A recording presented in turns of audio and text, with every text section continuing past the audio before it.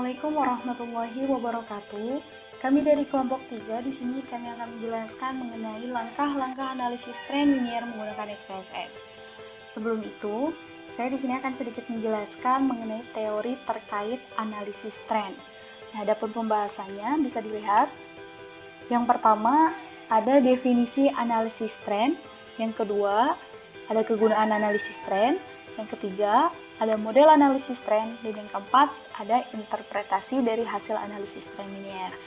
Sebelum menuju ke interpretasi, saya akan mencoba untuk mempraktekkan analisis data tren linier menggunakan SPSS terlebih dahulu sebelum menuju ke interpretasi. Nah, langsung saja menuju ke pembahasan yang pertama, yaitu definisi dari analisis tren. Analisis tren merupakan suatu metode analisis yang ditunjukkan untuk melakukan suatu estimasi atau peramalan pada masa yang akan datang. Untuk melakukan peramalan dengan baik, maka dibutuhkan berbagai macam informasi yang cukup banyak dan diamati dalam periode waktu yang relatif cukup panjang.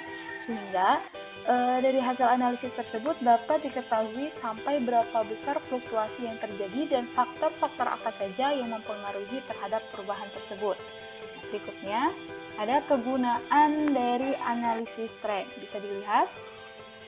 Di sini ada kegunaan secara umum ada 3.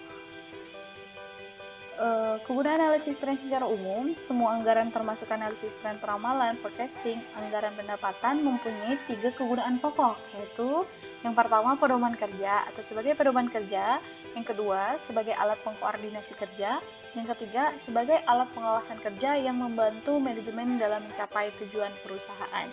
Selain itu, tren juga sangat berguna untuk membuat ramalan yang sangat diperlukan bagi perencanaan, misalnya menggambarkan hasil penjualan, jumlah peserta KB, perkembangan produksi harga, volume penjualan dari waktu ke waktu, dan lain sebagainya. Berikutnya, pembahasan berikutnya yaitu model analisis tren. Berdasarkan pembagiannya, analisis tren dibagi menjadi 2, yaitu bisa dilihat, di sini ada tren linier dan tren non-linier. Pada model tren linier ini hanya ada satu jenis saja. Adapun definisinya yaitu tren linier adalah suatu tren yang kenaikan atau penurunan nilai yang akan diramalkan naik atau turun secara linier. Adapun rumusnya yaitu YT sama dengan A ditambah BT. Nah, berikutnya tren non-linier. Pada model tren non-linier ini banyak sekali macam jenisnya. Tetapi berhubung pada kesempatan kali ini saya hanya memfokuskan ke tren linier, jadi saya di sini hanya sedikit menjelaskan mengenai jenis dari model tren non-linier. Di sini ada 2. Yang pertama ada model kuadratik. Adapun definisinya yaitu tren parabolik atau kuadratik adalah tren yang nilai variabel tak bebasnya naik atau turun secara linier atau terjadi parabola bila datanya dibuat scatter plot atau hubungan variabel dependen dan independen adalah kuadratik. Adapun rumusnya yaitu Y sama dengan A ditambah BX ditambah CX pangkat 2. Yang kedua ada tipe model eksponensial. Nah, tren eksponensial ini adalah sebuah tren yang nilai variabel tak bebasnya naik secara berlipat ganda atau tidak linier. Adapun rumusnya yaitu Y sama dengan A dikali B pangkat X. Nah, sedangkan bagaimana cara menentukan metode mana yang akan diambil untuk menganalisis data tren tersebut? Caranya, untuk menentukan analisis tren mana yang akan digunakan dalam peramalan yang menjadi patokan untuk menentukan suatu ramalan tersebut itu berdasarkan ketepatan suatu ramalan. Hal itu bisa dilihat dari nilai MSE atau mean square error, MAD, mean absolute deviation, MAPE atau mean absolute percentage error, dan MPE atau mean percentage error. Nah, nantinya ketika sudah dilihat dari nilai-nilai tersebut, pilih nilai MSE, MAD, MAPE, MPE mana yang paling kecil. Jika pada analisis tren linier nilai tersebut lebih kecil, maka analisisnya menggunakan tren linier. Dan begitupun sebaliknya, jika nilai MSE, MAD, MAPE, MPE dari analisis tersebut yang terkecil terdapat di tren non-linier, maka metode yang digunakan untuk menganalisis data tersebut menggunakan metode tren non-linier. Berikutnya di sini ada data hasil penjualan produk A tahun 2003 sampai 2012. Bisa dilihat di sini ada tahun, ada kolom tahun, hasil penjualan produk A, dan T ini waktu. Waktunya maksudnya kayak misalkan 2003 merupakan tahun pertama, 2004 tahun kedua, dan begitu pun seterusnya. Nah, yang menjadi pertanyaan di sini ada tugasnya tentukan perkiraan penjualan untuk 3 tahun ke depan. Jadi analisis ini kan memperkirakan atau meramalkan. Nah, tugasnya di sini memperkirakan penjualan untuk tahun ke depan.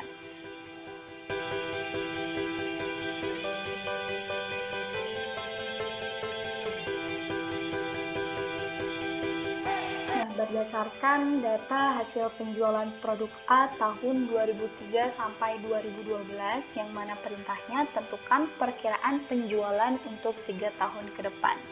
Di sini saya akan mencoba untuk mempraktekkan atau menganalisis data tersebut menggunakan metode tren linier. Langkah yang pertama yaitu kita pindahkan data dari hasil penjualan produk A tersebut ke dalam Microsoft Excel terlebih dahulu untuk memudahkan mengcopy ke SPSS. Nah, setelah sudah dipindahkan ke Microsoft Excel, kemudian copy, lalu kita pastekan di SPSS. Pastinya di mana? Dalam tampilan SPSS sendiri kan di pojok kiri bawah bisa dilihat di sini ada data view dan variable view. Untuk mengkopikannya kita ke data view. Lalu arahkan kursor ke kolom pertama baris pertama, kemudian paste. Nah, datanya akan seperti ini, bisa dilihat. Untuk merapikannya, untuk merapikan data ini, maka kita pindah ke variable view. Setelah itu, pada kolom name kita ganti dengan tahun. Kolom name baris pertama kita ganti tahun. Baris kedua kita ganti dengan penjualan. Dan baris ketiga kita ganti dengan T. Untuk kolom desimal, kita ganti 0 semua. Pada data tahun kita ganti 0, penjualan juga ganti 0, dan data T juga kita ganti 0. Setelah itu langsung ke measure. Untuk data tahun, kita pilih scale, penjualan juga kita ganti scale, dan untuk data T kita pilih nominal. Nah, setelah ini, langkah selanjutnya yaitu menentukan plot dari data terlebih dahulu. Hal ini bertujuan untuk mengetahui apakah data yang akan dianalisis mengandung tren atau tidak. Data tersebut bisa dinyatakan mengandung tren apabila pergerakan grafiknya naik. Langsung saja, langkah yang pertama untuk menentukan plot yaitu pilih graph, lalu legasi dialog, pilih line. Nah, bisa dilihat tampilannya kan seperti ini. Lalu kita pilih simple, kemudian beri tanda pada values of individual cases. Setelah itu pilih divide. Nah, di sini akan ada muncul tampilan seperti ini. Data penjualan kita pindahkan ke kolom line represent. Nah, setelah sudah dipindahkan, kemudian Oke. Nah, bisa dilihat di sini grafiknya karena pergerakan grafik pada data ini naik, maka dapat dinyatakan data ini mengandung tren.